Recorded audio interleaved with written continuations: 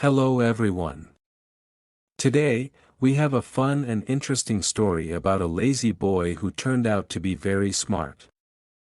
By the end of this story, we will see how even lazy people can learn to work hard and stop being lazy. Once upon a time, in a small village, there was a boy named Ryan. He lived with his parents in a little house at the edge of the town. Ryan was very lazy. Every day, he helped his father in the fields, but his job was simple. He had to scare away birds that came to eat the rice crops. Most people use sticks or slingshots to chase the birds. But Ryan didn't like to move too much. He thought, why should I run around all day when I can find an easier way? So, Ryan came up with a clever idea. He put wooden poles in different parts of the field and tied ropes between them. When he saw birds, he just pulled the ropes from where he was sitting, and the poles would shake, scaring the birds away. Ryan could lie down and relax while doing his work. Ryan's father watched him and sighed. He thought, Ryan is so lazy. If I ever get sick, how will he take care of everything? But, at the end of the day, Ryan always finished his work. Even though Ryan was lazy, he was also smart. His father began to see that sometimes, being smart can be just as important as working hard. Ryan's father never got angry with him. But one summer, during a dry season, his father became very sick. Ryan had to take care of the entire field by himself. Ryan tried his best, but he wasn't used to hard work. After a few weeks, the crops began to dry up and die. There wasn't enough water, and Ryan couldn't save the crops alone. That night, Ryan sat outside under the stars. His heart felt heavy, and tears filled his eyes. Why didn't I ever try harder, he thought. Now my family's hope is gone. The next morning, Ryan heard voices in the village. Curious, he went to see what was happening. A soldier stood in the center of the village, announcing a big competition at the king's palace. The winner, the soldier said, will receive a chest full of gold. Ryan's eyes lit up. This could save my family, he thought. Without wasting time, Ryan stepped forward. I will join the competition, he said loudly. The villagers stared at him in surprise. Then they laughed. How can someone as lazy as Ryan win against strong men from across the kingdom? They joked, but Ryan didn't listen. He didn't care what others thought. He had 3 days to reach the palace, so he packed his things and left early the next morning.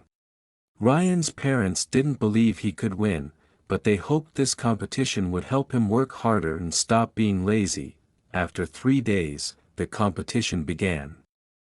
All the participants gathered near a large lake. Most of them were tall, strong, and fit. Ryan felt nervous as he looked around. How can I beat these people, he thought, feeling unsure of himself.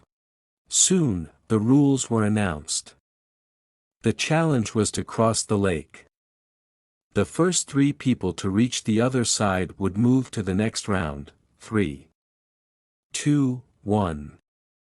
Go, the announcer shouted. Everyone jumped into the water and started swimming as fast as they could. But Ryan didn't move. He stood on the shore, watching. There's no way I can win if I swim, he thought. Then, an idea popped into his head.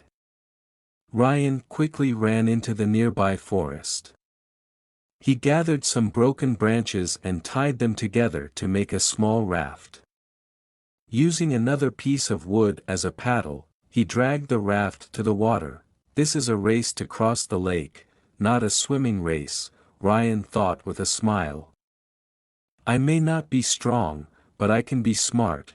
While the others swam and began to tire, Ryan calmly paddled his raft across the lake.